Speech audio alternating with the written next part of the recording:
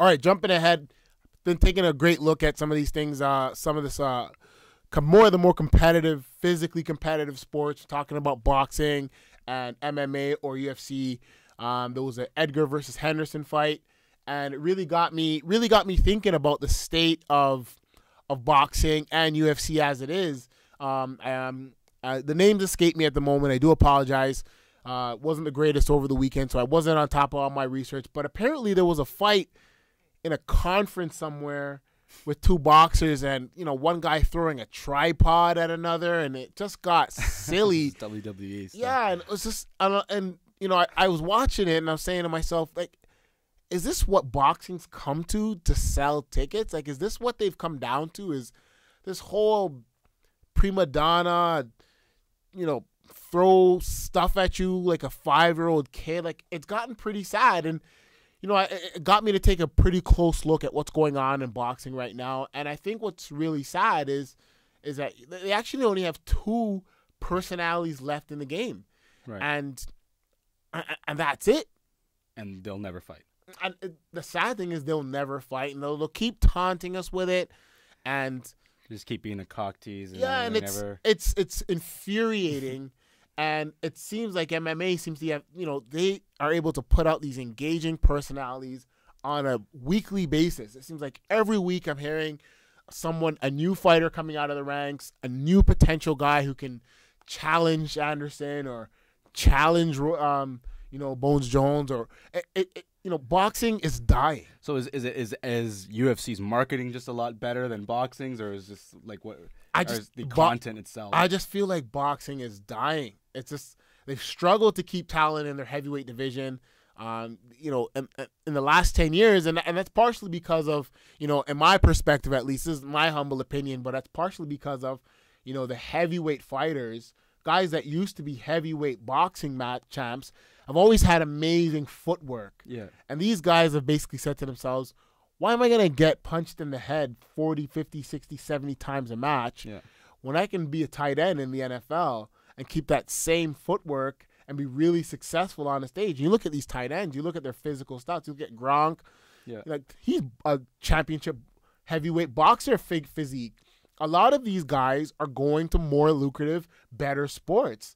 And they still got the talent in the middleweight and the bantamweight, but there's not enough to keep both of those divisions competitive amongst each other, right, like there is in the MMA. This guy's out of the woodworks. Well, it seems like in the MMA and UFC specifically, it seems like every division is stacked and every division has a superstar. Now, I mean, like you could look at like GSP's division, and he's pretty much gone unchallenged, right, until he faces Condit coming up, right?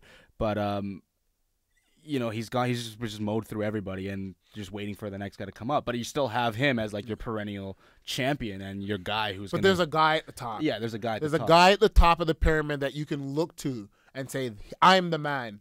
I'm the bad guy." But they still talk about like super fights in the UFC, like Anderson Silva and GSP. It's like, when is that going to happen, if ever? It's like GSP doesn't want to change his weight class. And that, you know what though? But that's a thing, is they are so talented that they can afford to not have that fight happen and still have a very credible league. The thing with the UFC that they've done such a great job at is they've provided fans with the structure that boxing has never been able to do. Right, like a singular league, Right. People can look towards people can look towards UFC and say, if this guy defeats this guy, he will fight this guy. Yeah, that's what's going to happen. Right, and that kind of structure is intriguing.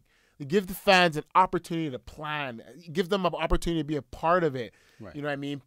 And Dana White's gone out and says, I am giving the fans the fights they want to see. Yeah. That doesn't happen in boxing. In boxing, it's about who's going to gross the most amount of dollars. He's like, I want to cut of the pay-per-view. I want, There you go. Like, and it's organized by 2 chumps who are promoters. Yeah. Not by a governing body, not somebody who's got the best interest of the league or even the fighters in. I mean, it's a sad state that boxing in, and what's happened ultimately right now is that people have just gotten sick and tired of hearing these names.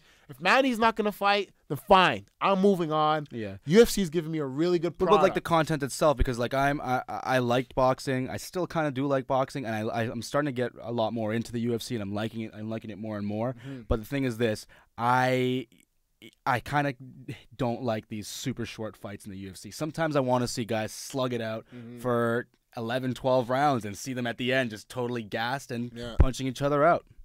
Well, I mean, it's something they're going to have to work through, but I think definitely right now UFC's doing a really good job throwing the dirt on that casket for boxing right now, and I for one, aren't too upset about it. Yeah, well, that's it. There's a lot more to look forward to in the UFC, at least. We'll see if that fight ever happens. Yeah. Moving along, we're going to preview next week. A lot happening in sports. MLB. Spring training. Spring training starts today, actually. The catchers and pitchers were mandatory reporting, although most of the team is already there. But today was their mandatory reporting day, so let the ball scratching and spitting begin. Yeah. Champions League soccer today. I'm going to head right out of here and try to catch the rest of that Barcelona game. And you got All-Star game, the dunk-off. I mean, bunch of nobodies in the league. I got my money on George because I've seen him throw down. I think he's a Showtime dunker. Rest of the guys are in-game dunkers, but we'll see what happens. But who's going to win the All-Star game? Oh, goodness. Any team that's got LeBron. Any team that has LeBron. Fair. Or Kevin Durant. Or I don't know. It's a joke now. It is a joke. It's entertainment. All right. Reggie Wayne playing at the Patriots. That's kind of exciting. Blaspheming again. You know, he came out and said he'd be open to playing with the Patriots if they gave him the contract. And you know, he got a family to feed. But dude, you've been a Colt for your entire life. Like, come on. Like, there's another team out there.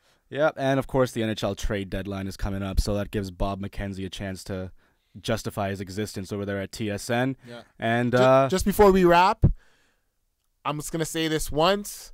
Nash to Toronto, get her done. I can't. You're gonna end on that? I so disagree. Anybody but Kessel. Nash to Toronto, get her done. The level of blasphemy that's happening right now. All right, next week, let's see if it can happen, and we'll talk about it. All right.